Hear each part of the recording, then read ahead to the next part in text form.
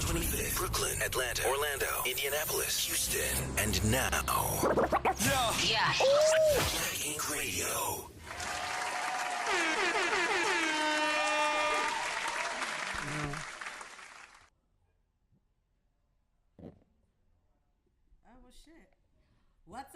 What's up, guys? Wait, can I can't hear nothing on the goddamn You can't hear yourself? I can't hear shit. Why not? I hear you. You hear? I hear you. Talking to the mic. I hear you. Check. Do I gotta be this fucking close? No, you don't. There we go. Shit. Oh, wow. So you coming at me now. I'm coming at you. You engineering every damn thing. Yeah, I'm that nigga. That's what I do. All right. We good now. All right. What's up, everybody? It's your girl, Coley Cole, in the building. Wasted Talent, powered by Black Ink Radio. Yeah. So, first of all, thank you. My bad. Go ahead. So, first of all, I want to go ahead and, for those of you guys that missed last week's live show, let me tell you guys, you missed a hell of a... Oh, my God. Was it not lit, Rich? It was lit. It was lit. You did that. I did the damn thing last week. You did that. You know what I'm saying? Period. It was great. I want to give a special thank you and shout out again to my boy Caesar Christian. I want to thank Van Zyl, his management. I want to thank Trap Beckham. I want to thank Rennie. And then we had some other special guests in the building. I want to thank my boy Drummer Boy Fesh. I want to thank Fade and Moolah. I want to thank Light Skin Bobby. And everybody that came out last week to support. It was a great premiere last week. It was so dope. And I had such a good time. And everybody had a great time. So if you missed it, you missed it. You fucking missed it. It was beautiful. Because we was lit. You feel me? Litty like a titty. What'd you say? Litty like a titty. Litty like a titty. It was litty like a titty. You know what? I'm going to take a quick little sip to that. Litty like a titty. Huh? Litty like a titty. Let's sip together. I'm sipping. Nah, it was super lit. Yeah. The interviews went dope. You had Remy. You also had Trap Beckham. You had Caesar Christian. That was his event. Yeah, it was dope. And they did the video release and the single release. Right. And you guys can go ahead and check that out. Those are all out now. You guys can go back and view last week's show if you guys missed it. But it was amazing. And we will actually be doing more live shows. Anybody that's interested. I've gotten a lot of people that hit me up about that. So if you guys are interested in being a part of our special guest audience or being on the show and booking the show, Wasted Talent, you guys go ahead and DM me for more information because, like I said, this shit's about to take the goddamn net by storm. You feel me? So, Rich, what would you say was probably one of the best parts about the last week? What would you say? Well, I think it was like the crowd participation. Yeah. You had Bella Black. She jumped up. She got involved. You had Trap Beckham actually played a new song. Yeah. You premiered one of the Caesar song. Yep. With featuring Remy with the other girl. Rennie. Sorry. Yeah. You also featured this. He had a song with Trap Beckham too, didn't he? Yeah. They had the video release. It was just a bunch of new shit that was premiered. And you had the studio audience, which was dope. Yeah, a lot of people don't have that, and it was just it was incredible. It was a dope show, and it was just something new that people don't actually do. And I honestly enjoyed it. It was fun. It was dope. It was a nice environment. Yeah, I agree. And it was a perfect premiere to the new show. I told you guys that the new show is going to be coming to you guys live, and last week it was premiered. So yeah, you guys, welcome to fucking Wasted Talent with your girl, Coley Cole. Once again, Rich Mo, people loved our interaction as well last week. Oh, we got great energy together. And always, we got to stay talking shit. Rich Mo had to roast me about my damn alcohol bottle. He said that, I ain't had no real drink coming to the damn. Man, it's called Wasted Talent. This girl had a sip left on her little Patron bottle. Look, listen. Talking about this what we doing. I said I was planning to take shots at the end of the show. I wasn't necessarily trying to get everybody wasted during the show. Them niggas was trying to get wasted but early. Yeah, them niggas was trying to get wasted during the show. So overall, when the liquor starts spewing, people start keeping it real and shit. You had a whole bartender there, so she was able to make sure that everybody got drunk right. Yeah. Trap got his Hennessy. He had his Hennessy and his lemonade. Right. Speaking of that, I got some lemonade. All right, so let's jump into it because I wasn't able to actually run the actual show I wanted to run last week with kind of doing the Black Ink Crew recap and also kind of touching on some other topics because, we got so much into the interviews and everything. But now we're going to get a chance to jump right into the Black Ink Crew recap. It was actually the season season finale last week. And so, you know, when we left off from the week before's recap, they were doing the battle of the battle of the tattoo titans. Caesar had like all the different tattoo shops coming together. So Chicago, he had Compton, he had New York, and he had Chicago, you know. So ultimately, recapping from last week, Drea actually ended up winning for the ladies. It came down between her, Bay, and Crystal. Honestly, in my own personal opinion, I think that young Bay should have won. I actually thought her work was a lot better, but I felt like it probably would have looked biased if like somebody from the New York crew won. You know what I'm saying? Yeah. So I think that's why they chose Drea. Her work wasn't bad, but personally, it wasn't something that I was necessarily like, oh, I would have picked that. It was a rose with like a skull on the inside of it, and I didn't. They were just supposed to draw a rose, and I didn't really kind of understand the concept of why she would put the skull in it. But ultimately, her work wasn't bad. I just didn't think it was. I didn't think it fit the assignment. Mm-hmm. But she ended up winning, and then it became a battle of the owners, basically. So you had KP, you had Ryan, and you had Caesar. Since Drea won, you know, somebody had to be like the final judge and kind of end up picking who was going to be the ultimate. Where's Drea from? Drea is from Chicago. Okay, I didn't know that. Go ahead. Yeah, she's from Chicago. So she won, and you know, she said that, you know, she was very grateful for the opportunity to win because she's saying that brown-skinned girls, you know, girls that look like her don't get. I'm not gonna say her. I'm gonna say us. Because I'm brown skinned too, but brown skinned girls in the tattoo industry generally get a lot of recognition. So I actually thought that was a pretty good point because I also very rarely see female tattoo artists. True. So I actually thought that was pretty dope. Crystal, I mean, I don't think she should have actually been in the top this time. Her work was okay. It was just okay, but you know, so be it. So it was Drea, Young Bay, and then we had the special guest with Kat Tat, and y'all know I love me some Kat Tat. Shout out to Kat. Yeah, shout out to Kat. Kat was formerly on the Chicago show, and now she's actually on the Compton show. I feel like, again, that was kind of to boost ratings because I don't feel like Compton's show is necessarily as, I don't want to say as interesting as New York or Chicago, but it's just not. So I feel like she was kind of brought along to just kind of boost the ratings of the show, and ultimately I feel like she did that. So it came down to Kat. It came down to Crystal and Young Bay, and they all judged, and it was between Caesar, KP, and Ryan. Now, I'm not going to say that I was being biased or anything like that, but Ryan Henry definitely did a great job. Ultimately, though... Caesar won, fuck that. Ultimately, King Caesar ended up winning the title of the Titans, so he actually ended up winning, and it was lit, so, you know. But and they actually they had to do like a freestyle, and they only had 2 hours to get it done. KP, his was mostly kind of like lines. He had like some type of Indian person that he drew, but I don't really feel like there was enough time for what his thought process. So I feel like it just ended up being like a bunch of fucking lines, and it was if he had enough time to finish, I feel like it would have been actually pretty dope. But he didn't really have enough time to finish, so it wasn't really that great. Like I said, I think Ryan did a really good job, but Caesar ended up winning and taking the crown, and that's how the season ended. Sorry, I'm not like as enthusiastic about it. I feel like there could have been a little bit more to the show, but ultimately, you know, congratulations to Caesar and congratulations to Drea. Let's kind of touch a little bit more. What did Caesar do though? Like, what was his tattoo? He freestyled.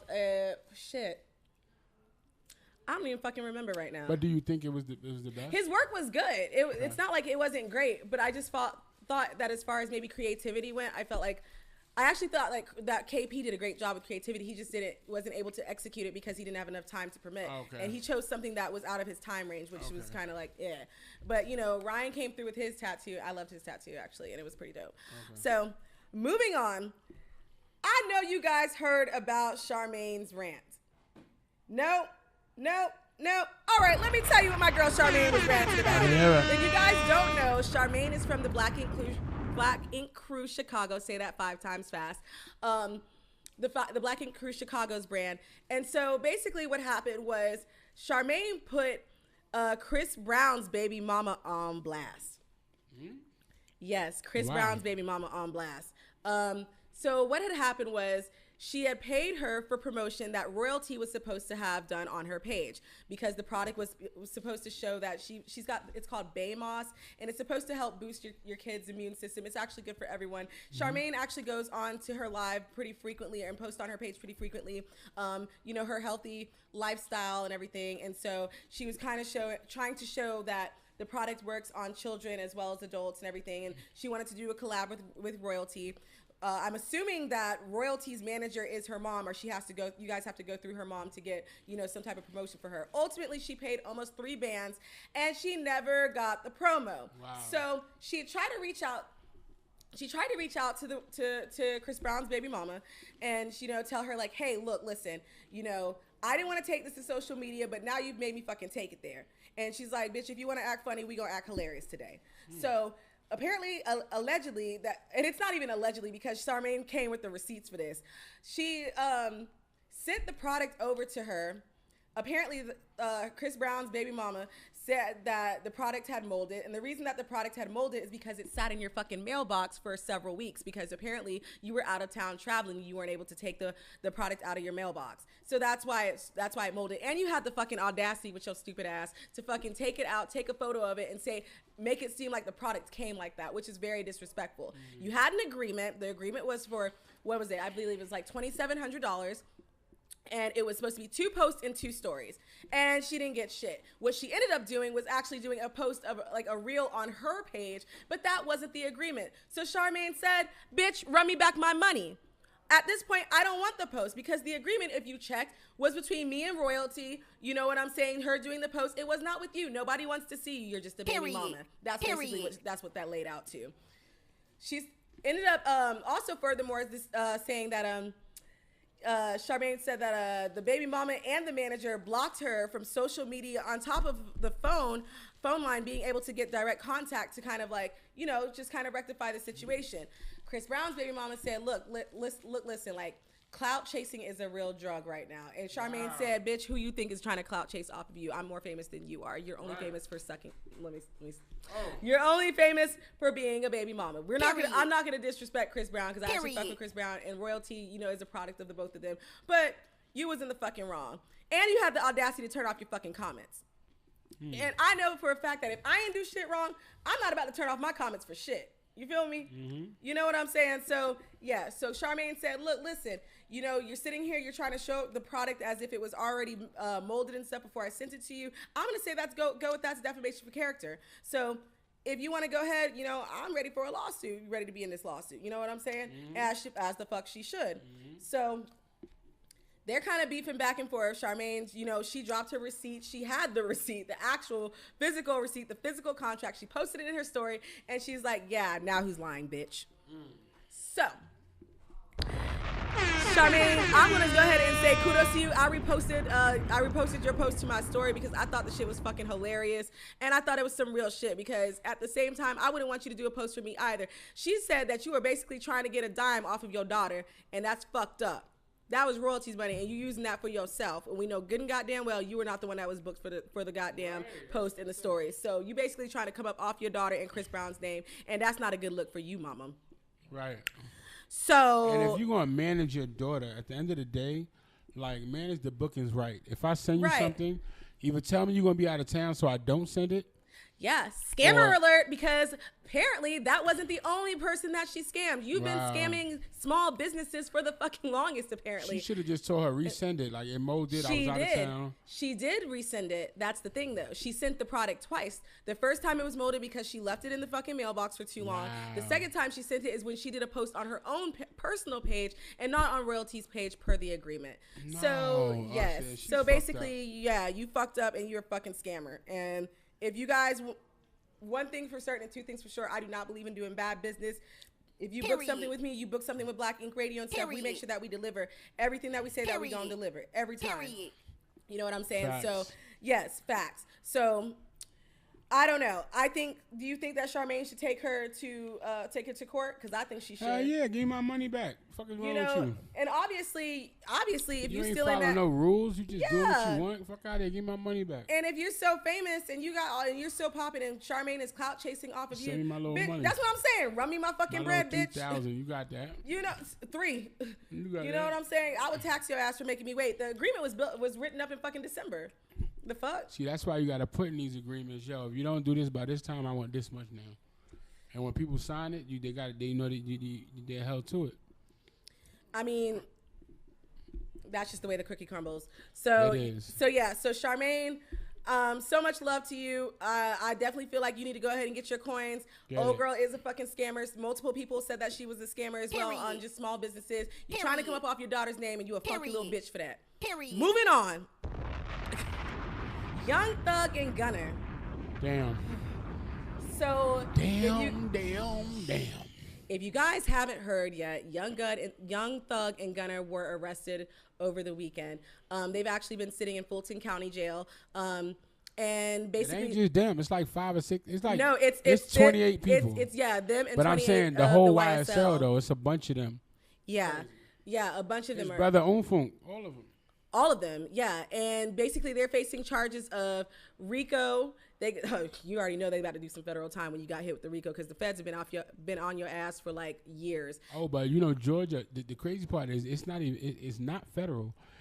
Georgia has GBI, which is Georgia Bureau of Investigations. Oh, they got their own. They got their own GBI. Oh shit! This shit is state. Georgia's against them.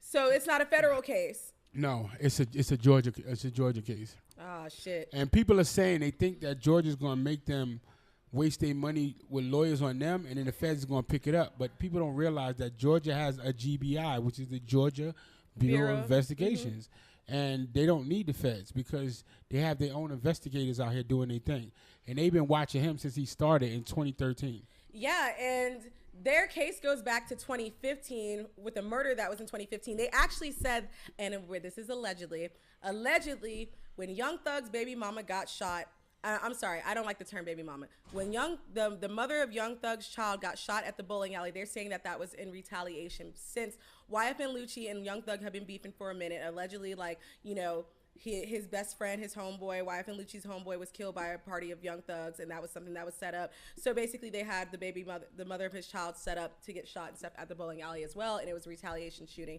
There was also another shooting that goes back to 2015. From the YSL with the YFN Lucci's gang as well, and it's just been like a back and forth like bullshit. And I say bullshit because I'm like, every other day we hearing about rappers getting locked up or fucking shot up and dead and everything, and I'm just like, y'all make all this fucking money and for what? Like, what are you trying to do with that? If you guys are still just whatever. So they in jail. Bottom line right now is they in fucking jail. Right. That's and it's looking like Gunner might actually do like a little bit less time, but it's looking like Young Thug is definitely going to get at least 10-15 years. Because conspiracy is a hell of a charge. Well, they're saying that he set up YFN Lucci to get murdered twice. In jail, yeah. Yeah, twice. See, but the thing about conspiracy is you don't have to actually do anything. Mm-hmm. You could, if they feel like you just tried to do something, it's conspiring. You don't have to actually do the crime. So that's the bad part about conspiracy. And the thing is that it's too many people testifying against him, or saying that's snitching. You know what I'm saying? Oh, absolutely. But I don't think that even with as much money as they have, I mean, they just did a report today on how Young Thug his meals consist of bologna sandwiches, corn grits, and some nasty ass weird looking like everybody else. Yeah, and they're saying that he's in Fulton. He's in Rice. He's on Rice Street. Yeah, but they also said that he's in 24-hour confinement and that he's not even getting rec time. As well. Because he's in protective custody. Because if they put him in population, it's going to be bad. You know what I'm saying? They don't know how it's going to be. It might not be bad because he's Young Thug, but it can cause a riot in the fucking jail. So at the end of the day, no. So is YFN Lucci, is he also in protective custody as well? He might be. I don't know. But I know that he would cause a riot too. Like when you're a popular person like that, they have to put you in protective custody because they don't want to cause a riot in the jail. Niggas might want to get a name upon you by doing something, or you might have so much power that you can make people do things. So they just want you by yourself because of your status. You have high status. They'll put you by yourself. Yeah, well, bottom line is he ain't getting out no time soon. No, but neither one of them unless he gets he bail. I mean... But he has a lot going against him. Yeah, and he was already denied bail. He's got over 51 charges against him. I highly doubt that they said that he's too much of a flight risk to even like let him get bail. And then because he got so much money, but he also has phone conversations of him. They said he was saying shit like, oh, allegedly, I don't know, but they were saying shit like oh, y'all seen him and y'all ain't do nothing, y'all ain't get him. Like he was caught on the phone saying some real like crazy shit allegedly. Okay, so can we just take a side note just to go ahead and just say that, like, my message to you rappers. First of all, I would want to clearly state, don't do dumb shit. But, like, now they're making it to where everything that's put into your lyrics can be used against you. And you got especially if it correlates, yes. Yes, and you've got to be very, very careful about what you say and how and what you say and how you move. And on top of that, Young Thug was, and I hate to say it like this, but you lived in a white people neighborhood in Buckhead. You know them people didn't want you there. People was on your ass. You were throwing parties. You had hella niggas in and out the place. You know what I'm saying? People were calling the cops on them. Yeah. It was just, you had too much stuff going on. You're talking about, shooting and killing and all this other shit in your fucking music and all these types of things. And it's just like, hello. The biggest problem Feds are watching. The biggest problem with them is that like, when you become a rapper, you gotta stop.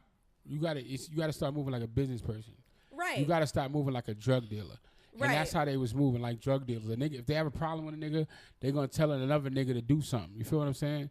And you can't do that. You gotta move like a businessman because the eyes are on you. Right. Exactly. You gotta be smart about that. Exactly. And I just feel like so many of you guys are not realizing that everything that you do, everything that you say, people are watching. The feds are watching. And then the sad part is, he did an interview with $1 million worth of game, and he was just saying, he said, yeah, the rap game is going back to people doing what they say, and then he got songs saying, oh, he almost had to kill a nigga at Lennox and all this other shit, but there's documents that there were shootouts at these places, and you're saying it in your song, and then you're on interviews saying it's getting back to where niggas is doing what they saying.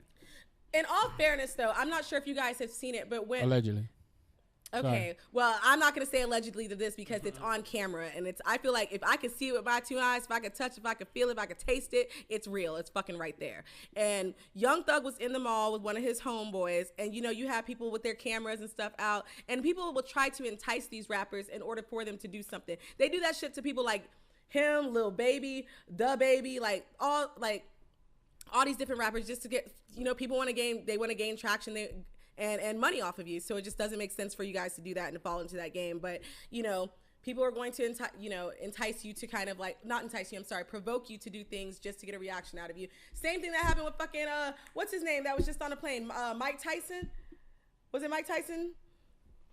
Who was just on the plane? I didn't see that. What happened? Well, for example, Mike Tyson on the fucking plane, minding his business. You got the crazy drunken white boy that's coming behind him, kicking his seat, just trying him. And then Mike Tyson two pieces his ass. And then the next thing you know, white boy want to cry wolf and he wants to sue.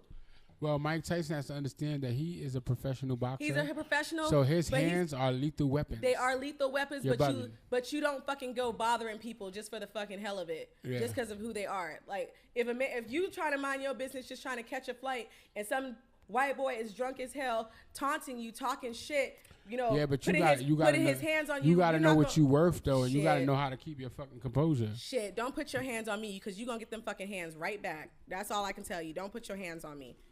So right now they're sitting in jail, and it's just like a whole shit show. We're kind of just waiting to see how everything plays out with them. But you guys, please be smart about how you move, especially in this rap game. Because like I said, again, feds are watching. Everybody's watching. Everybody. The eyes are on y'all dumbass niggas. Yeah, on another note and a sad note, we need to go ahead and give a rest in peace to Lil Keed. Period. For those of you guys that don't know who Lil Keed was, he was a young rapper here in Atlanta. He's got like one of his songs is Nameless. You hear it in the club all the time. He was a part of like a protege of Young Thug's, and I kind of find it kind of interesting that he died like a couple days after Young Thug goes into jail, and Gunna goes in jail, and the rest of the YSL group is in jail. And what they're saying, originally when they reported it, they were saying that there was no certain cause of death, and then it got reported that he had apparent liver failure from drinking, overdosing on lean. His brother Lil Goddard was with him, and he said he was there when he and saw him, watched him die. Took him to the hospital himself, and he was pronounced dead at the hospital. There were some people that said, hey, why is it that he didn't just call for an ambulance? And here's something that I'm learning. I'm not from Atlanta, but I'm realizing that if you call and you're from certain neighborhoods, it takes a while for the cops to get to you. So it was better off for him to take his brother to the hospital himself and try to help him out. But there isn't really much that he can do. And yeah, they say that lean is what caused his death. That's crazy. And liver failure. And but you do have to realize, even waiting for ambulance, the ambulance is going to work on you on the way to the hospital. Yes. No one's working on you in the car with your brother. That's understandable. But if it takes a while for the ambulance to get there, then it makes more sense to try to save your family's life. I'm going to try to. I'm not against what he did. I'm just saying that's why sometimes it's best to just call. Yeah, maybe it's just a little bit different from where I'm from. My dad works with the paramedics, so it's like there's usually one at least maybe 3 to 6 minutes away from major areas, and even like small streets and stuff. And they couldn't get to him in time. So yes, Lil Keed, rest in peace. He did just pass over the weekend, 24 years old, and on top of that, just found out he has a baby on the way. Aww. So it's pretty sad. That is very sad.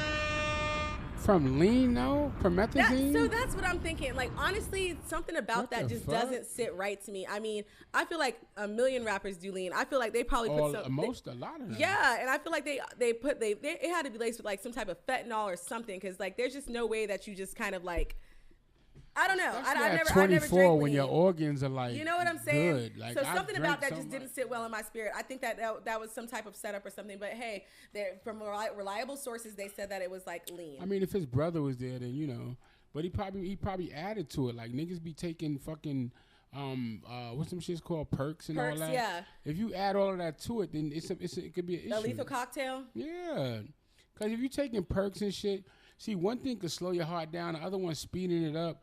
When you're doing too much back and forth, that shit could be bad. And I'm not saying that's what he did.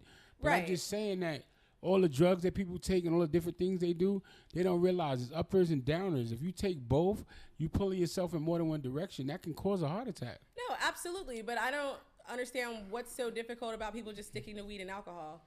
I mean, alcohol is pretty deadly within itself. I think it's obviously a lot more lethal than well, I will say this, right? So there was a point where I had a throat infection, right?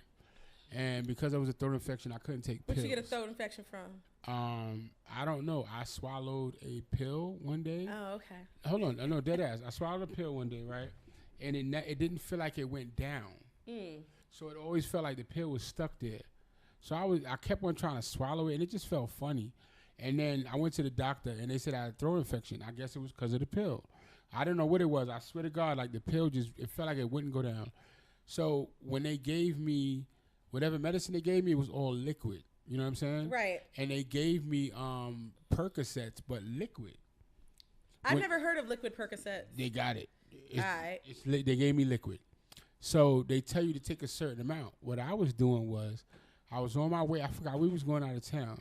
To be honest, it's kind of ironic, but it was Boston, I think. It was Boston, not Fall River, where I just came from. But I started to drink it straight instead of taking the spoons they told me. Mm-hmm. And it had me in a state where I was like sleep, but up. So I was kind of hallucinating. So it had you hallucinating? Yo, the Percocets have you in between a sleep and up state where you kind of like, you dreaming. You could be dreaming, but you up still. Like I rapped the whole way to Boston. You were rapping? Because I was in the back of the car because I was sick. But I was like, I was hallucinating. I wasn't up, and I wasn't. It was like a little in between. Like I said, sleeping, being up.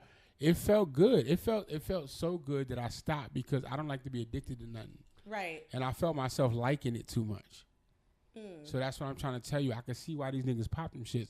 Because when I did now, years later, have to pop a couple of perks, when you pop the stronger ones, honestly, I'm telling you, if you fight the sleep, you're going to be in between. It's a euphoric stage in between the sleep and the up. How long does that last for? it can last for a little while. But it's like then you got to pop some more. You get what I'm saying? Yeah. It's a nice little feeling. You know what I'm saying? If you don't fall asleep and you up, you're going to feel wavy. You're going to feel like it feels good. But you can get addicted to that. It's a narcotic. You can get addicted. So that's why I'm trying to tell you that these niggas, you know what I'm saying, all that promethazine and all of these perks and all that, them shits is mad addictive because of how it makes you feel. Right. You know what I'm saying? It's like a different type of high. Weed is cool, but these other shits are way different. It's like, you know, imagine being in between sleeping up and hallucinating and it feels good. That shit is, and you listen to music and you could be all in the music. Why not just take some Molly, roll on some ecstasy or something? It's not the same. I don't know. Personally, I'm not into drugs like that, so it's like I definitely. No. Molly and perk is a good feeling. And they uppers. I've smoked weed. They I've smoked hella uppers. weed. They uppers. What the Percocets and all that is downers. It's different. Like painkillers are downers. Smoke you some weed, drink you some fucking alcohol, you be just fine. Stay off that extra shit that gonna kill you. Right now, fentanyl is what the number one leading cause of death right now, and I don't even understand shit's stronger than morphine. I hear you can't even mix it. Like you touch it and you can fucking die. The thing is I know a nurse that said fentanyl. They use fentanyl in the hospital. Right. But the thing is if you put a little bit over the dosage that it's supposed to be, you're gonna die. Like it's very it's the strongest painkiller. Well, I just feel like for him to be so young, for Key to be 24 years old, like your life is really just beginning, and I just feel like that just doesn't seem like it was right to me. Like, yeah, it's crazy. Something about that just did not sit well with me. That's why I say I feel like it's deeper than what we know. That's exactly what I think. But hey, like I said, I have some reliable sources that I also talk to, and I feel like they kind of want to run with that story. So hey, if we running with that, we running with that. One of the comments said, pills can lodge in the esophagus and begin to dissolve sometimes, but I'm straight on that. And he was saying, to your comment, Rich, that they're physical and psychological. So you were talking about, you just touched on that, and I guess somebody was agreeing with you. And then they also said that they're lacing everything with it, and they believe that's what killed Michael Jackson. Oh, you a fool. What killed Michael Jackson was he's about to buy something he shouldn't be buying. Buy something like what? Michael Jackson was about to be out of his contract. That was his last album he had to give them. He was about to move on and do his own thing. I think they definitely killed him. I think he was buying Sony or some dumb shit. He was buying a big company, and the same thing with Prince. The same thing with Bill Cosby. When you a black man about to buy something that they don't want us to own, they gonna get rid of you. How your own doctor finds you dead, Michael Jackson, and they saying that he was buying certain drugs. You're not buying certain drugs, nigga. You think you gonna buy drugs that's gonna kill him? Like somebody spiked his punch. You feel what I'm saying? I feel you on that. And they did the same thing to Prince. Prince was about to own his own shit. And the same thing with Bill Cosby. He was about to buy a fucking network. That's what happens. And Michael Jackson just announced that he was buying one of them companies. I think it was Sony. And he was about to do that last tour. He was practicing on that tour. They showed him practicing that last tour. He was physically immaculate. How you just die? So you got to be real. You got to be understandable. Like when you try to come out of what they want you to be, they gonna get rid of you. Like you can't just be doing whatever you want to do in this country. You feel what I'm saying? You got to be careful. Yeah. As a person trying to live above what people deem where you supposed to be, you have to follow suit and live within what they want you to live within. I mean, Dr. Sebi, why is that man dead? Oh. Because he was trying to cure people of cancer. He was curing people, not trying to. And the thing is once you do some shit like that, and that's something that they make money off of, right? Them cancer medications is crazy. So you curing people of shit with natural things, and we're charging them $700-800 a fucking not even a bottle, but like for the medication, right? It's big business. Insurance companies is paying it, and we charging them all this money. We making billions and trillions of dollars a year. And you telling me you gonna stop that? You gotta go. Well, in other news, hold on, let me. Exactly. In other news, who's also facing public scrutiny, Rod Wave. Oh yeah. I don't know if you guys heard about your boy Rod Wave, but he's also locked up, and his was for domestic violence. Bugging. Look, listen.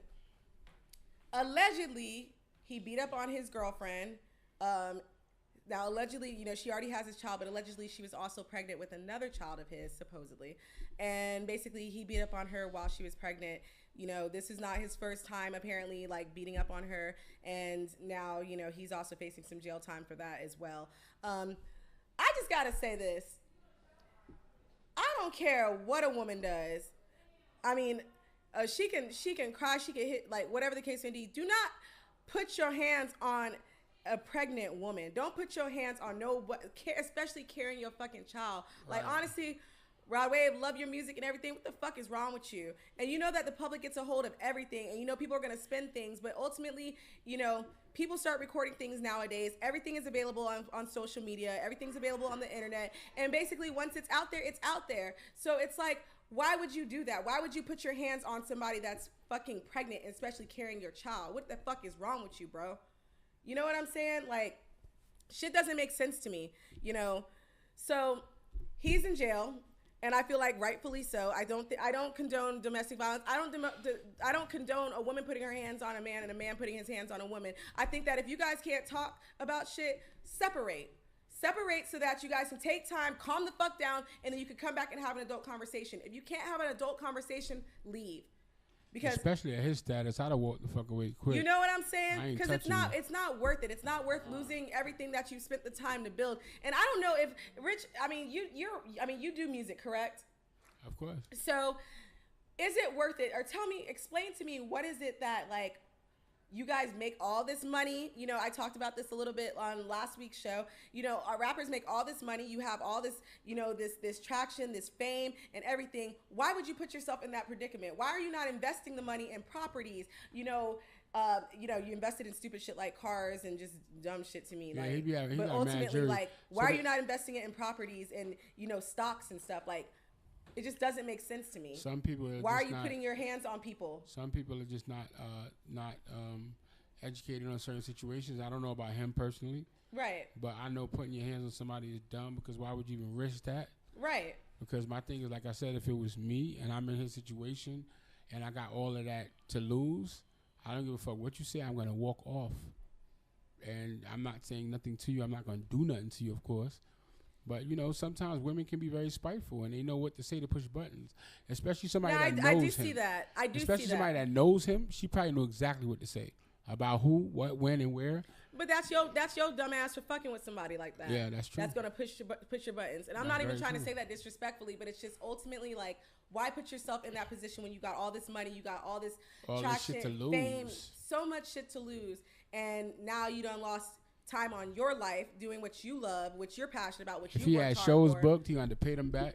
Oh yeah, and he did have shows booked. That's crazy. And he did, and same thing with Key. He had a show booked for that evening. Apparently, he fell off like right when he got off the stage that night after his performance. Yep.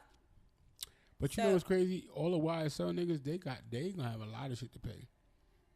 Oh hell yeah! Because they were probably booked every night, or you know, like especially Thug.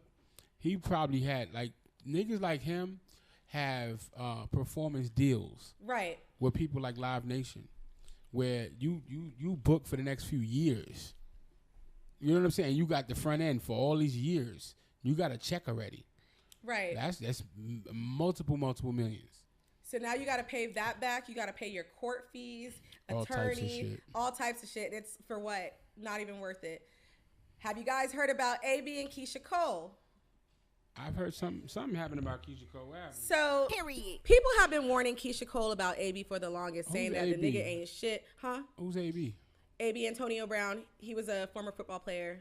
Oh, okay, go ahead. He's the one that took off his jersey and was just kind of like, fuck this shit, walked off, and now he's trying to get back. He's like, I want to retire, or Denver Bronco, whatever. And basically no team is going to pick him up. I believe was it Floyd Mayweather? I believe it was Floyd Mayweather that was backing him, that said that they were going to put up $1 million of their own money if for whatever NFL team picked him up, they would match it. And if he made any type of errors during that time, that they would, you know, they would pay the NFL. Forfeit. Yeah, they forfeit the money. That means that it got to be something really wrong with him for you to have to put up money for a team to buy into him. Well, apparently nobody's buying into you except for Keisha Cole. But that's no longer happening because why? So apparently, and we always have to talk radio talk. Allegedly, they was dealing with each other. People told them, somebody said Team AB, fuck that nigga.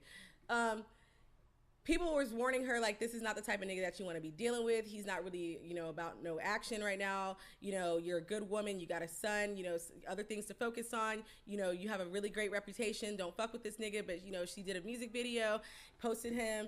She got his name, his initials or whatever tattooed on her lower back. He made 2 captions about it. One thing is like, you popping if you fucking with an R&B diva. And then the next thing, he went on live and he was just like, Keisha, I'm not fucking with you.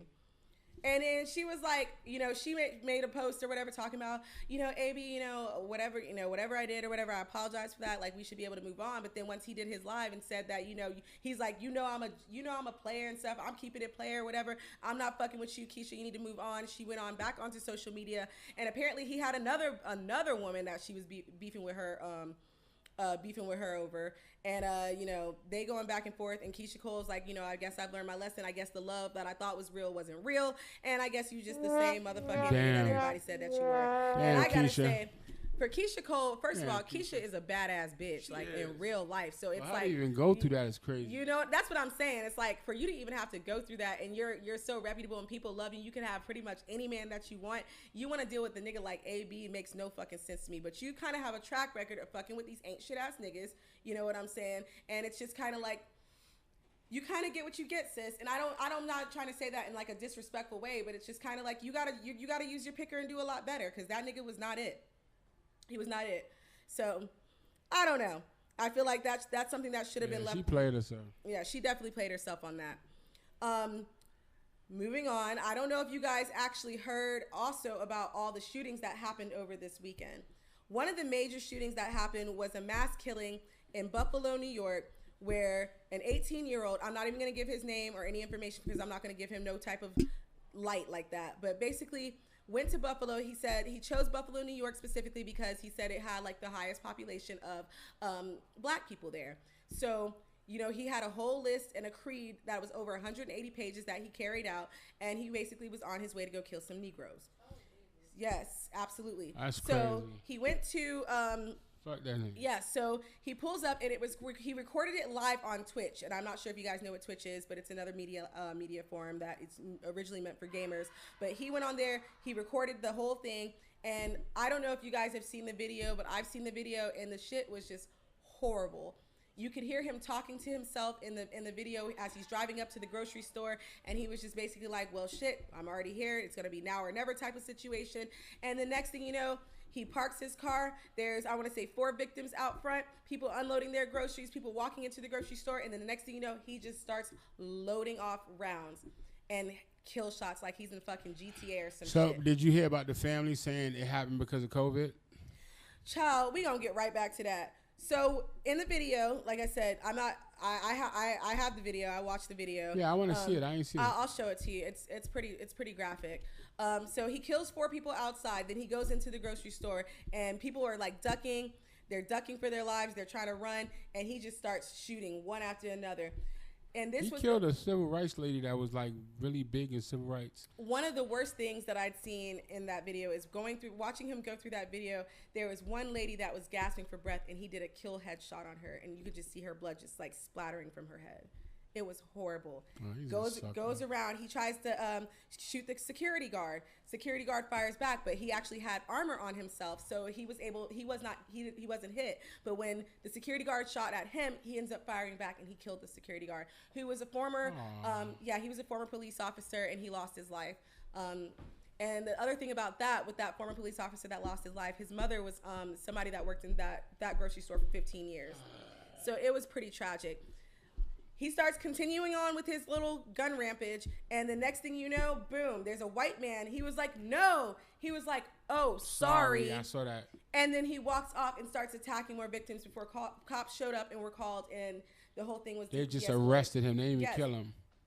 And it's kind of funny to me how that narrative played out, that he was just conveniently arrested after you just massacred, 13 people total injured, and 10 of them you just killed innocently.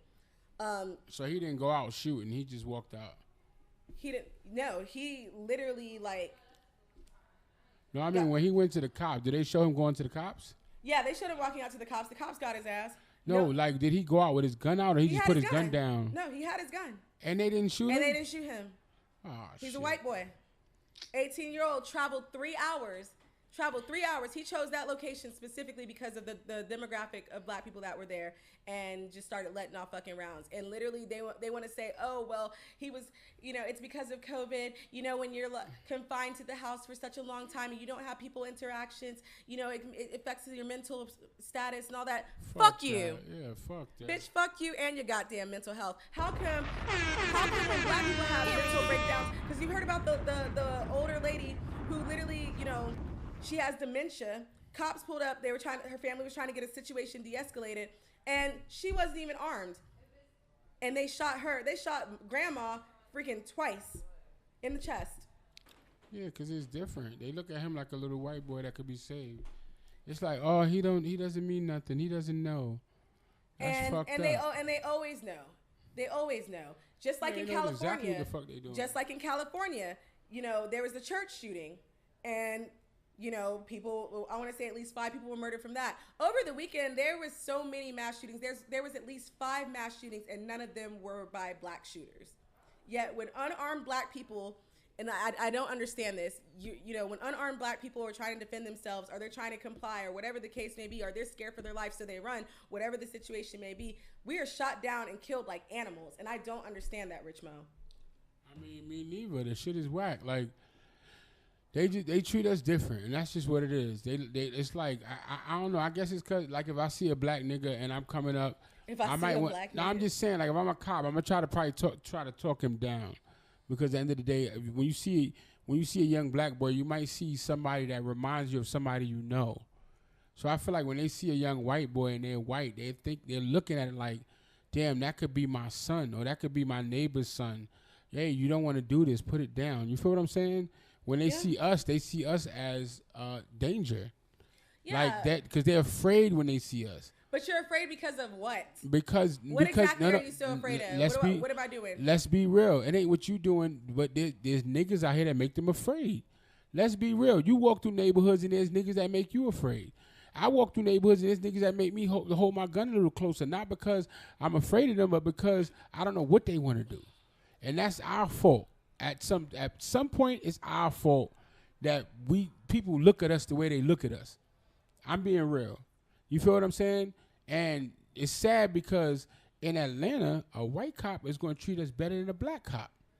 I've had that situation. A black cop will fucking do us more dirty as black people than a white cop. You know what I'm saying? I feel you. So it's like, that's because black people, we are afraid of each other. Because of how we move. That's a very powerful statement to make. Black people are afraid of each other. We're afraid of each other. Mm-hmm. So why you don't think white people going to be afraid of us? They take care of each other.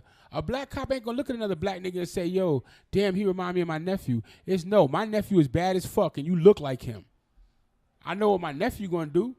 So I'm about to treat you like my nephew. Right, but that comes in from the environment that you're raised in. And my whole thing is, why don't you change how you're like raising your kids? Why don't you actually parent your children and you won't have these issues? And that goes for black and white kids. It does. White kids are definitely a lot more privileged, so they're able to get away with a lot more. My first question when old boy in Buffalo, New York got arrested was, oh, did they give him Burger King too? Like, the fuck? A black man won't even get a chance to make it to the police car because he's already seen as a threat and he's getting shot the fuck down. Makes no sense. You know what he probably got? He probably got coddled. Like, hey, you shouldn't have did that. You made the wrong decision. We know you're a good boy. You come from a good family. We know your father. How we know your We know your uncle. You know, I went to school with your cousin, your dad. Like, that's what happens with them. With black people, it's like, yeah, I knew your pops. You just like him. Well, I knew your uncle. You understand what I'm saying? No, it's like a judgmental situation. I hear you. Where it's like it might not even be that. A nigga could snap just like a white person could snap. It's all the same. But we don't get treated the same because we looked upon differently. We look at ourselves different. They don't even look at themselves different. They know that it's some crazy ass white people out here. But guess what? When they see a young white kid, they don't look at him like how we look at our young kids. Right. And that's sad. I'm gonna come back to this because this brought me to another point. Let's get it. Did you guys see the young white boy that went and knocked on the black family's door with the fucking whip? I seen it.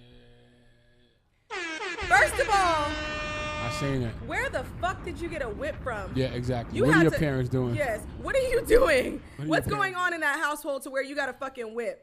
And why are you knocking on people's doors with that shit? Because honestly, that nigga banged on the door and then was whipping the door. And then he banged on the door, then he whipped the door like twice. You was caught on the ring camera. The black family went over to the parents and tried to handle it civilly and said, "Hey, your son knocked on my door. You know what I'm saying? He knocked on my door with the whip. It's on camera, and he also damaged property as well." When he goes to the white people, their house, and tries to confront the father and says, "Hey, this and this happened." The father says, "Get the fuck off my porch. You're trying to accuse my son of something that I know he didn't do." They're saying, "Hey, we got it on camera." The guy didn't even want to see the camera. He proceeds to pull out his gun.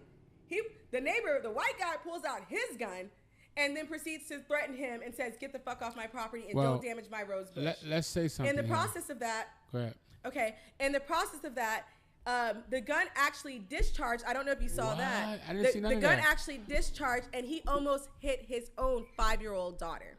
So the father was then arrested for disorderly conduct and misuse of a weapon. Nice. Hold on. Nice.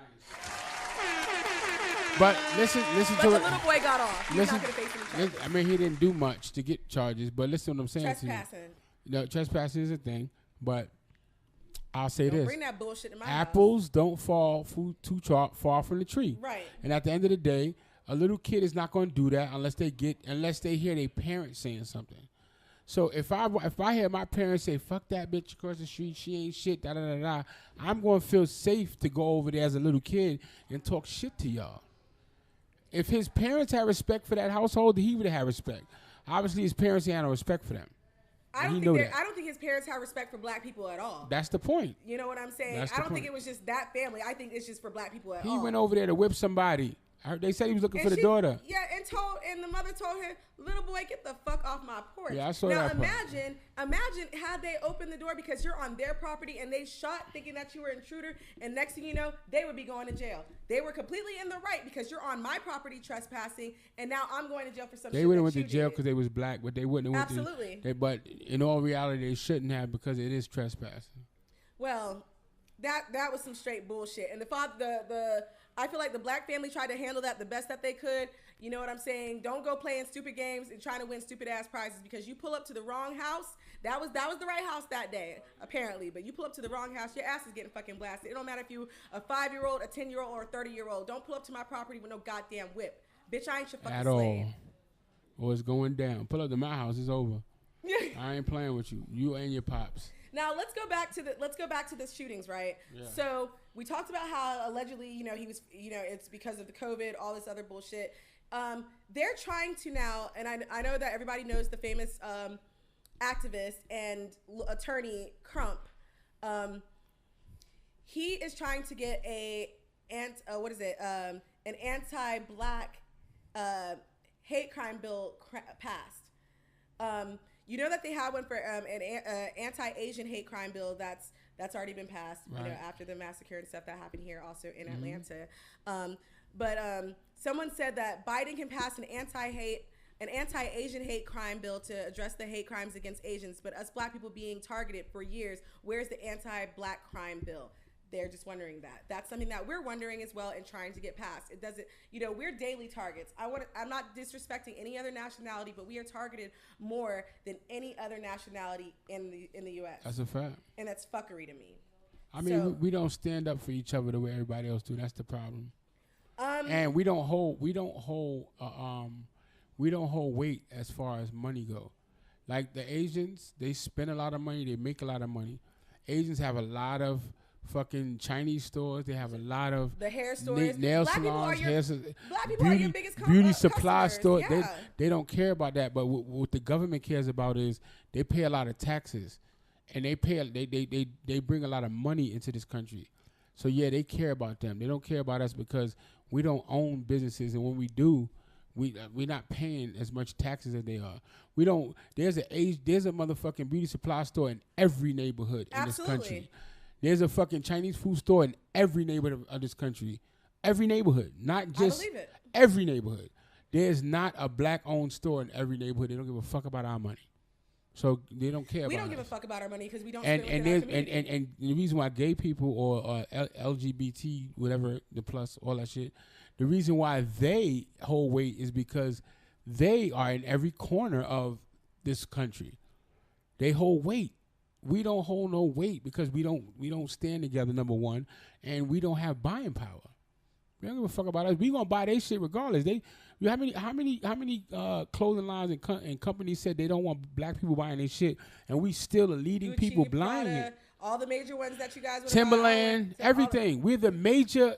We're still the majority buyers. Absolutely.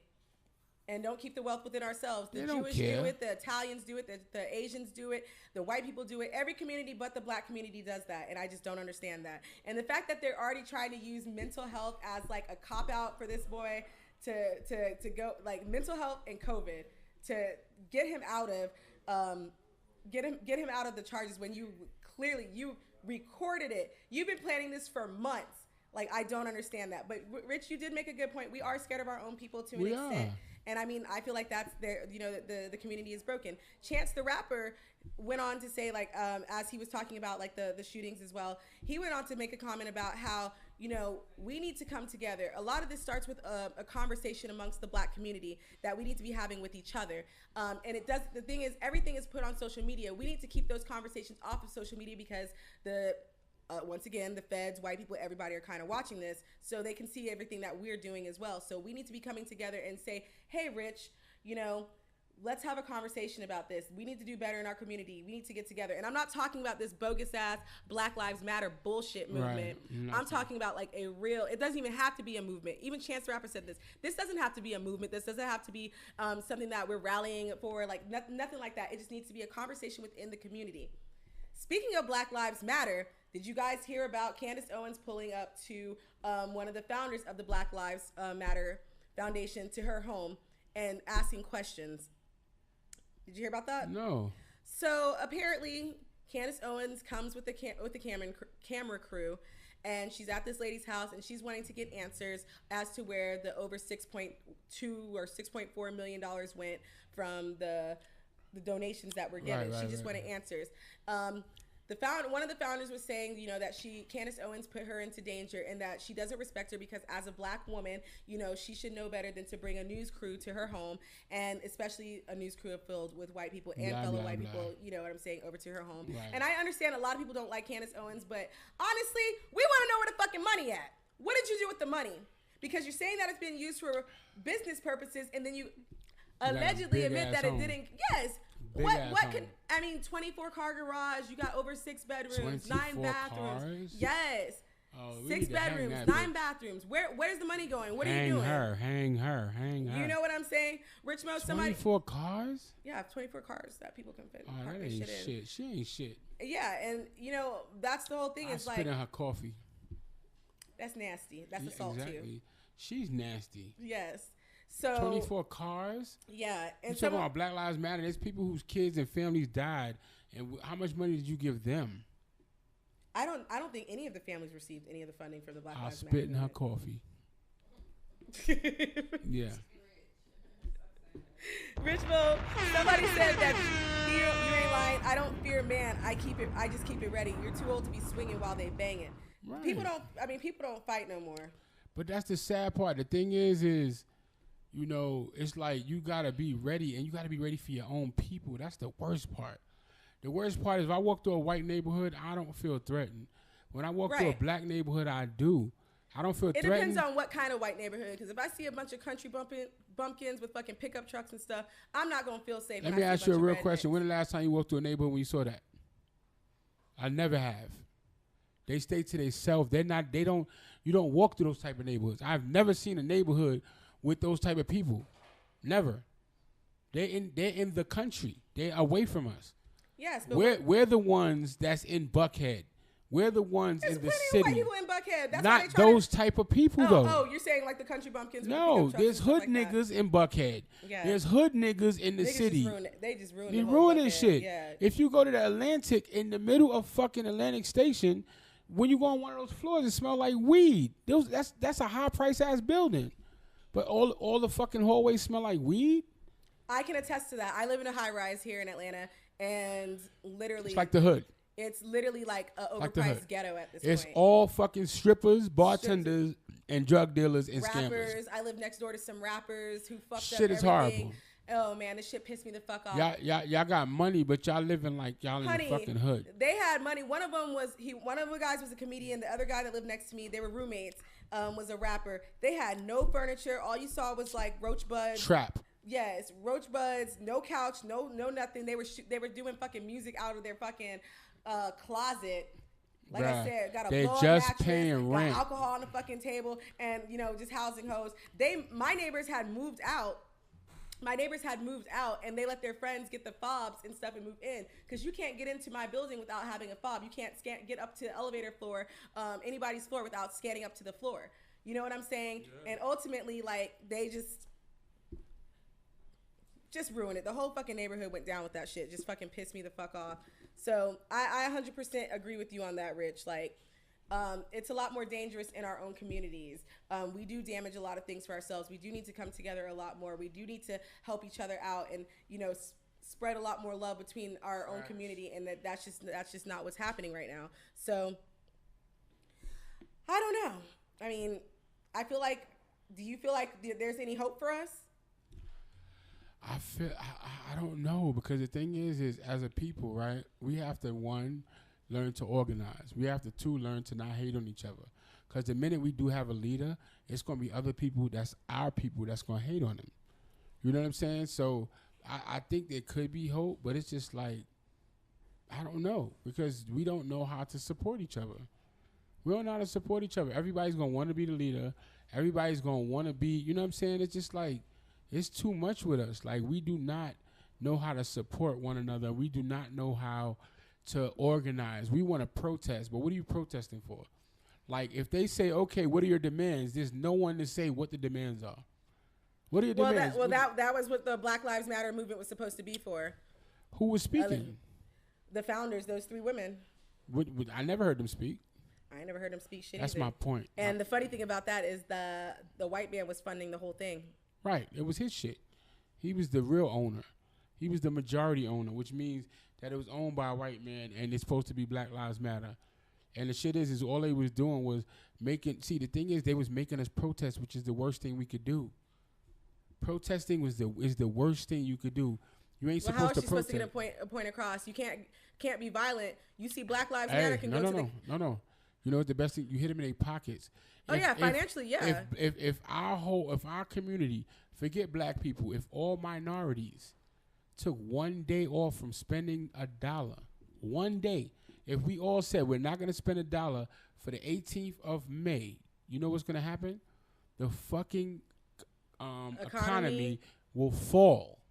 One day we all took a break. It will fall, but you know what? We're not unified enough for that. Protesting is not going to do nothing. All that is that makes martial law come into play. Mm-hmm. That makes them have to do gun control laws. Right. It makes them do things all we doing is feeding into their plan.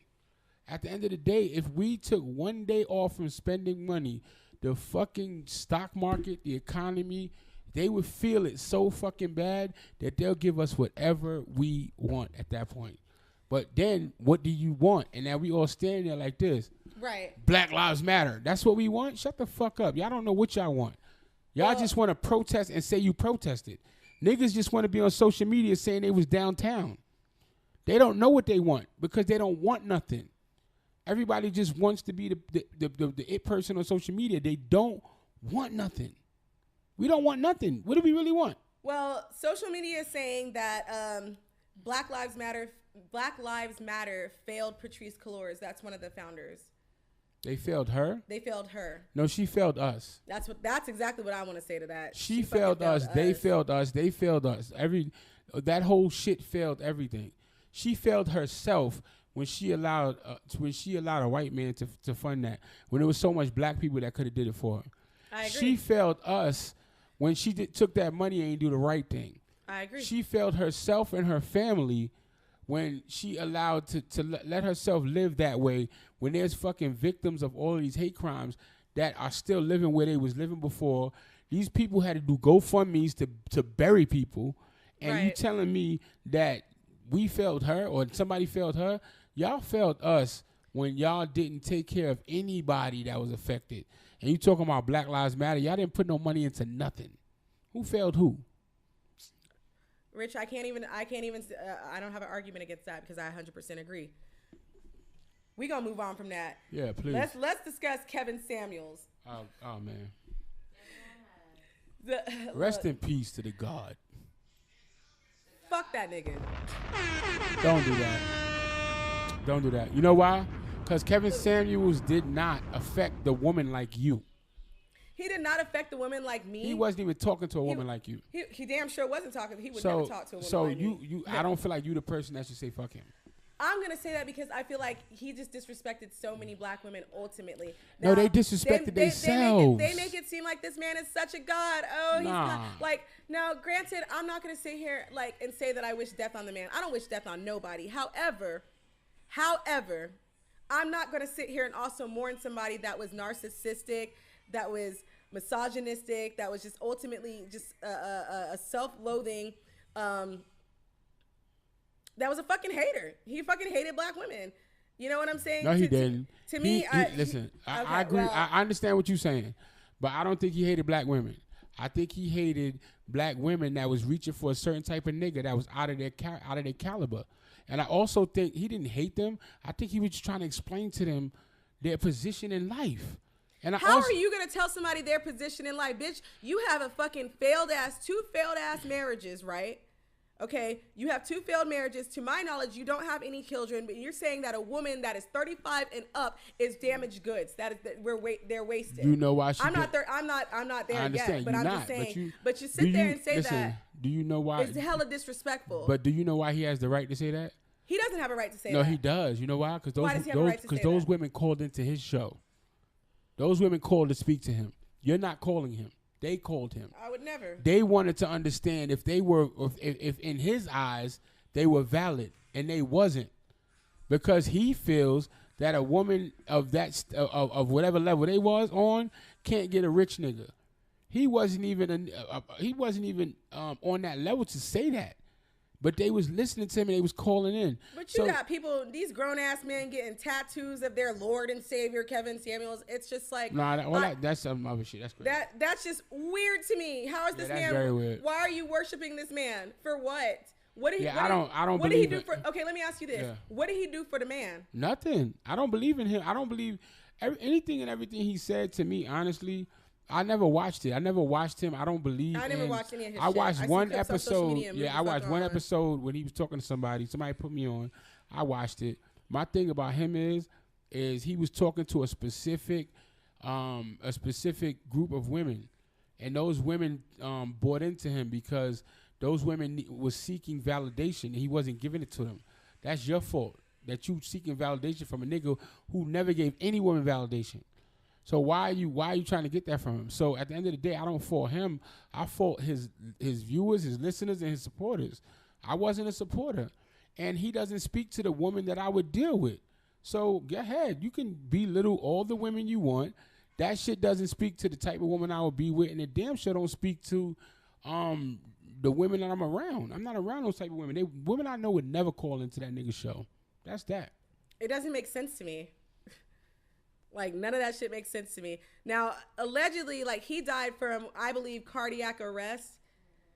Yeah. And there was a woman there. There was a woman there who was a nurse. Who they said that wasn't too familiar with him. So they trying to say they're waiting for the autopsy to see if it was foul play. You think that foul play was involved? He did drink a lot of Red Bulls, like, in pretty much all of his podcasts or his show, whatever you want to call what he did. He did drink a lot of the Red Bulls, and apparently he was on Viagra as well. So they're saying a combination of the pills and maybe, like, you know, some alcohol and some. All right, but Viagra is when you're ready to have sex, and Viagra is not like Cialis. Viagra is for the night. It's for the night. Yeah, it's for that moment. If he's on a podcast and he's drinking whatever he's drinking, unless he was about to have sex with that woman, Viagra has nothing to do with it. Unless he's about to have sex with her, it has nothing to do with it. Huh? You said that he was having sex? I never heard that. So she was just a nurse and she was just there. No. She spent the night with him. She spent the night with him, and then she said that he fell over on her. I didn't know that they were having sex at the time, but he fell over on her. And okay, well, allegedly, there's different stories. You know that you say that he was having allegedly, sex, and they were. You know, I don't know what really happened, but in my opinion, I'm allowed to have that YouTube. That bitch poisoned him. Fuck that. You think he was poisoned? Yo, he wasn't old. He wasn't old enough to be killing over having sex. Come on, look at my size. I be getting it in. Honestly, I would kill over before that nigga. I use pills too. Listen. You be on Viagra? No, eat pills and shit. That shit make your heart race. It can make your heart stop. What? Viagra. No, listen, first of all, Viagra pumps the blood to your penis. It doesn't make your heart pump harder. But if they're pumping too much blood into your penis, if you're taking it too much or excessively, or you taking too much of a dose that time, it will make your heart stop. Maybe his dick stopped working because of karma. And I think the fucking nurse he was with knew to put something on him because all these people hate him. Somebody had to do it, and she decided to be the one, and she's gonna go to jail for it. That's my opinion. You think she's gonna end up in jail for killing him? Yeah. Yes. I don't know, bruh. Niggas, listen. Viagra is something that they fucking they prescribe to you. Yes, but if you take too much of it, like say he. So you think he popped 2 pills, 200s? I popped 100s of Viagra before. They didn't do that to me.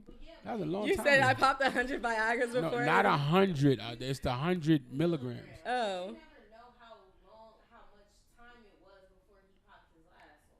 So he could have popped it too close together. So why are you taking? Wait, do you need to take more than one to keep your dick up? Like, how does Viagra? That's work what I'm saying. You take it for every episode with Viagra. See, Cialis, you could take one of those and it work over the course of the next 3 days. Every time you think about sex, it's gonna get up. Viagra, you have to take it for that night. So why would he be on more than one if it's one? It was just that night. Nah, I don't think so. I don't think so. I mean, I saw. She was a nurse. She poisoned him. She done. I saw a photo of her. To me, she wasn't necessarily that bad, but he was in his early 50s and she was in her mid 30s.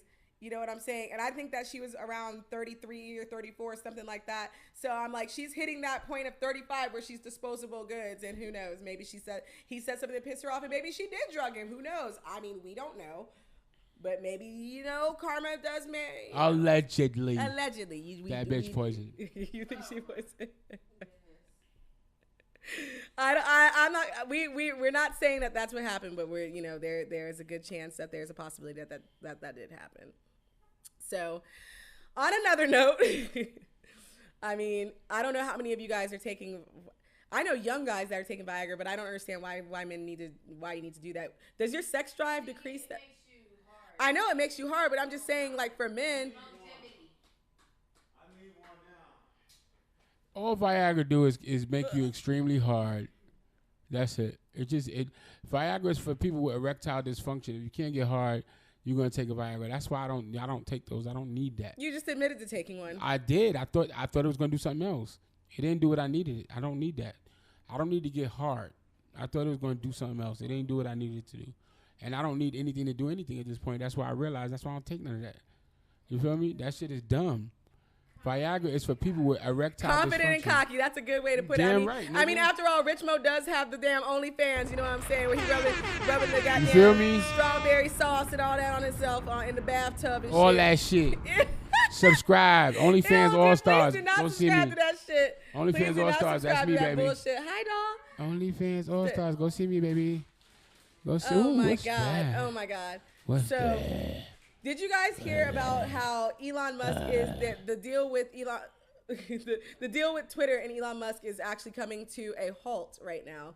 They're saying that Twitter is saying that Elon Musk violated a NDA, and so now that the deal that they had on the table with him as far as buying Twitter is now being on hold, and it might be on hold permanently. But now looking to buy Twitter is none other than Diddy. And I don't know if I would want Diddy buying goddamn Twitter because I don't know. He done botched up a lot of stuff. I feel like instead of focusing so much on buying Twitter, I think he needs to focus on paying these fucking artists that he owes because everybody's on his neck right now about the money that he owes them that they never got paid for. And I'm talking everybody from Diddy.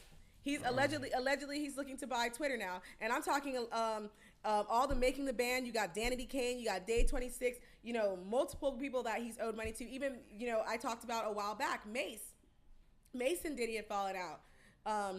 You know what I'm saying, over some money. So it's just been a whole shit show for Diddy. And you know what I'm saying? And people are mad that he even got to host the BMAs, the Billboard Music Awards. What makes them think Puffy owed him shit?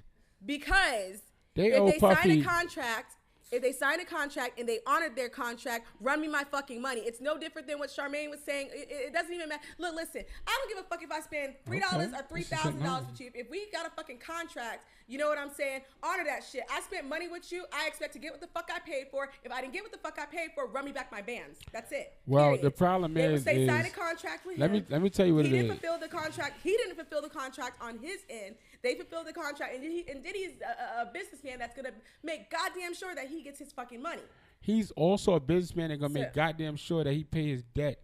The problem is Diddy be spending money on niggas, and they don't realize that whenever he spends money, that shit coming out your ass. And what they don't realize is that when I send you a limo to come here and we have lunch and then we go to this place and that place, that shit's coming out your ass, and Diddy's adding it up. He's not dumb. So they think he owed them money because they're looking at it like, I sold this many records and I'm owed this much money. Diddy's looking at it like, you sold this many records, you owe this much money, but you owe me for this limo, you owe me for that trip, you owe me for that private jet, you owe me for the time that I had to come see you for this, you owe me for the time I came on stage with your ass. So my fucking fee to be on stage with you. So basically they started broke and they ended up broke. Doing a bad deal with Diddy. No, that's not a bad deal with Diddy. That is a bad deal. No. That is a bad deal. They didn't make no fucking money. You made money. You made millions off of making the band, for example. You made millions off of making the fucking band, and the band didn't make no fucking money. They barely got a fucking tour. That's why you got freaking. But Willie, they got a lot of. That's why you got Willie, for example, doing fucking Love and Hip Hop at Hollywood and stuff to make some extra bands, and them having to come up with a storyline for him about how he cheated on his baby mama and all this other shit. They got to just pay. To make fucking ends meet. Come on now. No. But what you're not understanding is honestly, they got to pay. What people don't realize is this, right? Prince said it recently. They had an interview with Prince that he put out recently. Prince said it wasn't until his third album that he realized that all the shit he got to pay back. That's more of a reason that artists should stay independent. And I've always said that. Hold on. So you know what Prince said? He said, I stopped taking large advances. All these artists took large advances. That advance comes out your ass first. And then all the other money I spent, when I'm flying, when I'm getting you to these shows, and I got security on your ass, and I got a nigga that's wiping your ass, I'm paying for these hotels, I'm paying for somebody to go get you popcorn, I got A&Rs and everything there. All that shit comes out your ass. I'm calculating all that. None of that's gonna come out the label. None of that's gonna come out no, you gonna pay for it. You feel what I'm saying? Somebody is, and Diddy ain't gonna be the one. And he's a shrewd businessman, so Diddy know what the fuck he doing. He's not going to pay for none of that. All his money is 100% profit. So anything that happens to you as an artist, I don't give a fuck if it's clothes. He giving you all that Sean John and all that other shit. It ain't free. And niggas don't understand that. That's what they don't understand about the music business. They can't even get Sean John, and that's no, because the shit costs. It costs him to make it. He's a multi-millionaire. That's why he's damn near a billionaire. To me, it sounds like bad business and a little bit of fraud. All right, Cole. Let me ask you a question, Cole. Ask me how much it cost you to make that sweater? What, like $30? So you gonna sit here and you gonna give. You work with me. You work with her. You're a part of the station. Say you wanted to give everybody in the station shirts just to give them to them. You telling me you gonna take that big ass loss without a comeback? Or if everybody's making money and you're the one that the money's coming to, you're gonna give us all shirts as advertisement, but you're gonna take your fucking cut out of the back end. Because why should you lose? No, that does make sense. But ultimately, they signed up. You know what I'm saying? He did make some promises in the deal. You know, like I said, you've got Mike. And I mean, a lot of these, I mean, this shit goes so far back. Making the band was like, what, 2005, 2006? It was early. It was a good fucking hot minute ago. And he did make some promises that he didn't fulfill. And you've got Mike, you've got Willie, you've got Aubrey O'Day. You know, multiple people speaking out against Diddy as far as like, he did not fulfill his end of the contract. Let me tell you. Had they not fulfilled their portion of the contract, guess what? Diddy would have fucking let their ass go, and he would have taxed the fuck out their ass. They didn't, because they didn't produce the right type of albums. And let me tell you another thing, right? If you ever ask them to see their contracts, I bet you it's in their contracts that he needs to recoup all money spent before they see a dollar. And I bet you they still got money before that happened. I bet you he still made sure they was semi-good before he took the money that belonged to him. And it's in your contract. He has to recoup all monies first. I gave a nigga a contract, right? I was supposed to put up $10,000 for this nigga career. And what the contract stated was all his royalties, all his sales, any and everything that would have came to him was supposed to come to me until it reached $10,000, and then we split it a certain way. That's how contracts go. If I spend money, every dollar that was supposed to go to you comes to me until I get my money back, and then we start splitting it. And then you cut them their check. That's how that works? Yes.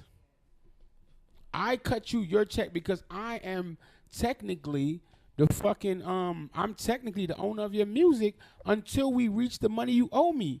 So sometimes if I'm giving you money, I'm giving you money out of the kindness of my heart because you ain't money out of the kindness because of you your ain't heart. even recouped my money yet. Like, money's coming in and you living and you flying around and doing shit. I'm supposed to be taking all the money, but I'm giving you money because I fuck with you. A lot of those people was eating and they wasn't supposed to be eating because Diddy ain't get his money back.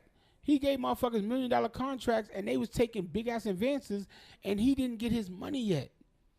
And then it ain't his fault they spent all that money.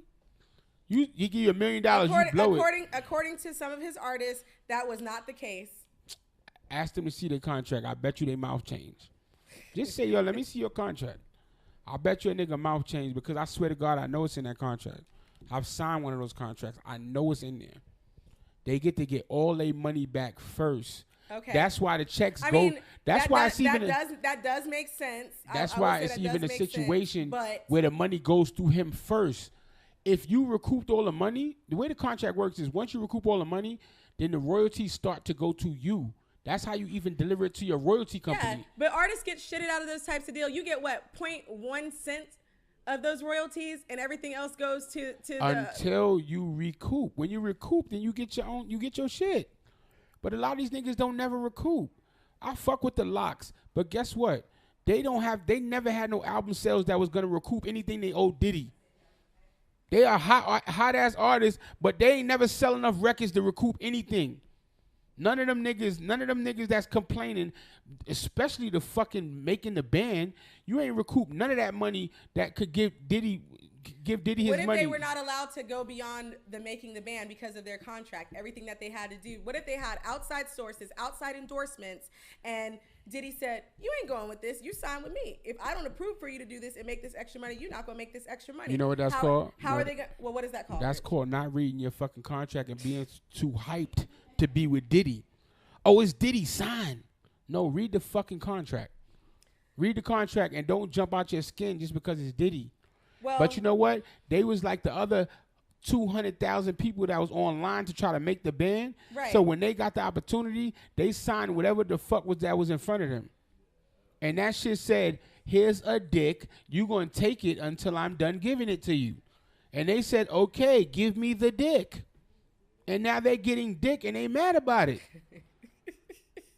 The fuck I made, you know, I'm gonna tell you my take on making it a band. Okay, go for it. I swear for God, because I stood on that line. I'm gonna be honest with you. I didn't want to go. My friend Nova, shout out to Nova, he wanted to go. We went at 3 a.m, right? We got there at 3 a.m. We stood on line. We ain't get seen till 2 o'clock in the afternoon the next day. Damn. That's how long we was on fucking line. And guess what? I got picked. He didn't. I got picked, and he can vouch for this. When they picked me at 2 o'clock in the afternoon, the next fucking day after being there from 3 a.m, you know how many? You know which number I was of the people they picked? What? I was number 7. Out of all those thousands of people that stood online, and they was watching, they was seeing us for over fucking 12 hours. I was number 7, and it was 5 R&B niggas. I was the second rapper that they picked. You know what I think they did? Because if you look at the tapes of the people they picked, like Dylon, he fell off the stage. All of the people they picked, no offense to y'all, they were trash except for the girl that could sing. What was her name? The girl. The light-skinned Spanish-looking girl. Oh, I know who you're talking about. I can't think of her She name. was the only one that had. I know who you're talking about. I feel like Diddy bet somebody because Diddy was sitting there when I did my audition, but he wasn't the person that picked us. What I'm trying to tell you is, I feel like Diddy told them, you could pick 5 to 7 of the most trash people, and I bet you I still make them go platinum. Because they picked all trash, and he still made them go platinum. I think that was a bet between niggas is rich. That was a fucking bet because they picked the wackest people. Dylon, and Dylon. He had a fucking whatever flag he represents, and he fell off the stage, and he got picked. Them niggas was trash. But guess what? He still made them go platinum. So I'm sure they had the worst contracts in American fucking history. So get fucked and move on, and then do your thing after your contract is done, and stop crying. Get fucked, move on. Stop crying. Get fucked and moved on. Seriously. You know what, Rich? Name somebody that had talent that was on the fucking that was on Making of the Band. Please, one person. I'll shut up. Except Dawn. Who? Dawn. What Dawn? Dawn was a part of Danny DeCane. That wasn't Making of the Band. Dawn, that was Making the Band. Who? Oh, you said Dawn. Yes, Dawn was on Making the Band. That was the set. That wasn't the first Making of the Band. I don't think it was the first Making of the Band, but they wasn't. Matter of fact, DeCane, that formed Danny DeCane, where Aubrey O'Day was on there as well. That wasn't they were. Yes, that was Making the Band. Oh, that was probably part 2. That's when he probably really tried to do something. Part 1 was Fred, Chopper City. Oh yeah, I remember Chopper. Chopper City, Dylon, and Chopper in jail right now. Fucking the girl Babs Off Bunny. Some scam and shit. Yeah, I remember now. Those was the real original Making of the Band. And none of them people are doing anything because, no offense to none of them, but they wasn't the best people. Rich, you know, you talk a lot of shit, and I've never heard you spit. Don't play with me. I'm about to. My name is Rich Mo on all platforms. I just put out an EP called Money Fucking Talks because it talks. And no, I'm not going to spit unless you got some money for me. Oh, wait, let me show you something. My bad. You feel me?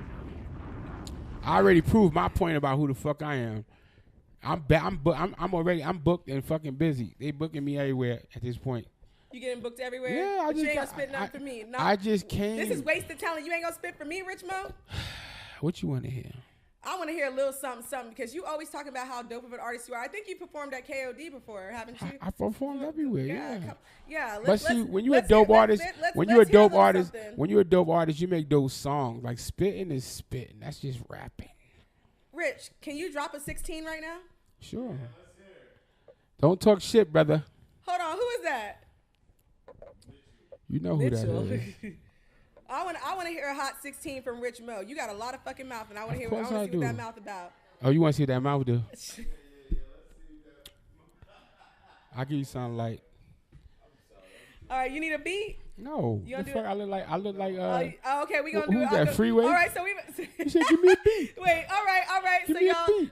quiet on the set. Rich Mo is about to drop a hot 16 for us. Hold on, if you're gonna be in here, my brother, you gotta shut the fuck up. We gonna be up to shut the fuck up. You hear her? So I need you, Rich Mo. You gonna drop a hot 16? I want to hear this fucking hot 16. Because otherwise, you gonna have to shut the fuck up. I ain't gonna let you talk on the rest of my goddamn shows no more. I can't talk no more. If your 16 ain't hot, I don't want to hear none of that shit. Wow. So let's hear what you talking about, Rich. That's what you saying? Yeah, I want to hear this. I want to hear this. Y'all want to hear this? Oh, we up here. We got people laughing. You got people live. we live. So I'm putting Rich Mo on the spot right now. I want to hear Rich Mo's hot 16. He said, "Fuck a beat. We about to do this shit a cappella." And I want to hear what the fuck. And I want y'all in the comments and those of you guys that are in the room to let me know that if it's hot or not. And don't worry about this man firing you because he ain't gonna fire me. I'll be back. I don't care. He ain't gonna kick me the fuck out. Coley Cole gonna be. She's trying to like put me on the spizz out. Oh. Now, mind you, like last week, Rich was roasting me over my goddamn alcohol. All right, so hold on. All right, you doing a lot of talking. Oh, I'm doing a lot of talking. Okay, let's see what the fuck going on. Listen, so check this out, right? Let's do this. The name's Rich Mo, or Rich or Mo or Ladies Hole, man. It's all the same shit, though. No, never mind. See, y'all not ready for this, man. Y'all not ready. All right, hold on. Oh, wait. That's what you want to hear? Yeah. All right. I can hear quick shit. Besides hitting stages, hugging the mic, and both loving the right, you and I are really nothing alike. I'm from the wrong side of the tracks where nothing is right. We hustle and play the dark like we ducking the light. Your hustle's playing in parks, shooting and passing the rock. Only rock my team pass, fiends stuffing they pipes. Fuck with mines, I send niggas to fuck with your life. One nigga, one knife, while you fucking your wife. I'm the type to see niggas with a gun or a knife. You the type to see niggas... Yeah. Okay. I fucked that up, but it's all good. Okay. I got other shit too though, you know what I'm saying? You got other shit. I want something that's not written. I said a you want me to freestyle? I can freestyle. But see, freestyling, you know, it ain't gonna sound as clean, but I can still freestyle. That's why I said, do you need a beat? Her name's Cole. Every time we go to KOD, she hit the pole. Sometimes I might smack that ass, but it feel old. And then when we get back, I'm like, whoa. Now I pop a couple pills and we be chilling. She like my attitude because she know a nigga illin'. All these little strippers, they be around a nigga. They all want to chill, but guess what? I figure if a bitch get too close, I'm going to throw some money. But if I don't throw some money, I want some honey. Because guess what? I like chicks. I like bitches. I like to get money, but I don't like snitches. I chill inside Black Ink. It's off the dome. Niggas know I get money and I carry chrome. My Glock say Black Ink on it. Y'all niggas know. A nigga talk shit and guess what? I'm about to throw a couple bullets at your face. I'm freestyling. She ain't think I could do it, but I'm still wildin'. I walk around the streets of Atlanta like I know it, like I own it. Y'all motherfuckers know I bought it. Never mind. It's freestyle, but you know what I'm saying? It's freestyle, and I wasn't even prepared to. But I still come back and let you hear two or three bars because I'm nice with mines. I'm a real star. And these niggas know what's up when they see me up in my car. I pull up the Zari. That's my favorite club. We notice. A nigga talk shit, and guess what? He better get focused because if he don't, I'm going to shoot a couple shots. I'm chilling with my niggas, and we got the whole block. My nigga named JR, he chilling in the spot. I got C with me, and guess what? She got the she got the drop. I got, what's your name again? I forgot her name. I got Cole with me, and look, she look hot, and everybody trying to get some of that box. Got niggas in the shop trying to get up in the culo. Niggas said they like her, but guess what? Who know? Who's gonna get it? Cause certain niggas is trying, but everybody keep coming up and talk and keep lying. Niggas trying to fuck her, but guess what? She ain't with it. But I fuck with her pops, cause guess what? He a real nigga. I don't know. You got me playing around over here. I'm playing. All right. That's freestyle. A lot of niggas can't freestyle. So y'all can suck a dick. I ain't freestyling in a while. I don't be doing that because I make money. I'm too busy on the road spitting shit that I wrote because guess what? I get money for that, and y'all know. So. All right, Rich. I gotta say, maybe you did a little eye. You did a little eye. What y'all thought in the comments? Next time. What you said next time? Yeah, cause don't be putting me on the spot like that. But I do it. Don't put you on the spot, baby. This is a waste of talent. You gonna get put on the fucking spot. Hey, ain't no talent here wasted. World, baby. Ain't no talent wasted. Take another shot. Cause I'm a real motherfucking artist. I took shots. I take shots. You feel me? Wow, I like looking at myself. Oh God. Well, go ahead. So. All right, wait. Can I get a quick shot, Miss Thang? Oh, now she want to drink. Yes, Miss Chaka. Yes, you blocking the fucking camera view. Like damn, this nigga just jumped in front of the camera. He jumped in front of the camera. He jumped in front of the camera. On that note, hold on, I need a shot because that's how we end the show with fucking shots. You know what I'm saying? Go ahead and pour a little shot something o'clock. Here. It's shot o'clock. It's not on the program, trust me. Bruh, is you drunk, my nigga? You got drunk off that wine bottle? That's too much. Oh, good God. Oh, that wine got him litty like a titty. That wine got him litty like a titty. Like a titty. On that note, you guys, thank you guys for tuning in. It's your girl, Coley Cole, Wasted Talent, powered by Black Ink. Artists, make sure you guys tap in with me because we're going to be doing live shows every other week. Oh, y'all like that? You like that little spin right there? Anyways, boy, stop walking in front of my damn camera. You better duck. Yo, this nigga keep violating the camera. Don't go back. Just stand right there until she finish. There.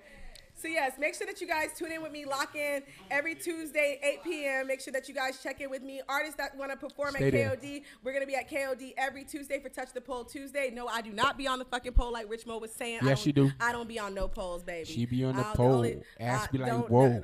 Everybody touching on the ass. I I'm don't be like, on the whoa. poles like he talking about. But look, listen. I be one of them niggas. Artists, you want a music rotation. You want Everybody your music chilling. reviews. You guys She's want to do the goofy. interviews. You guys want to do the freestyle battles that I'm gonna have up. But guess what? The live shows. Make sure that you guys tap in with me. It's always a fucking movement. I vary between the live audience and the podcast studio. So we got a little bit of everything circulated. Once again, this is Wasted Talent. This is Coley Cole in the motherfucking building. Thank you so much. Shout out to Rich Mo in the fucking building. Appreciate you every week. You know what I'm saying? I don't know if your freestyle was lit or if it was weak yet. You know, we gonna get some. I mean, it wasn't the best freestyle in the world. But it just shows that I can fucking freestyle. That's it. Okay. How would you put me on the spot? I wasn't in the mood. And we gonna stay putting. But guess what? I ain't fucking front. I ain't front. When you stay ready, you ain't gotta fucking. You feel me? You ain't gotta get ready. You say feel me? Say it. On that note, love you guys. Remember to be rad, be real, be authentic, be dope. Coley out. You are now tuned in to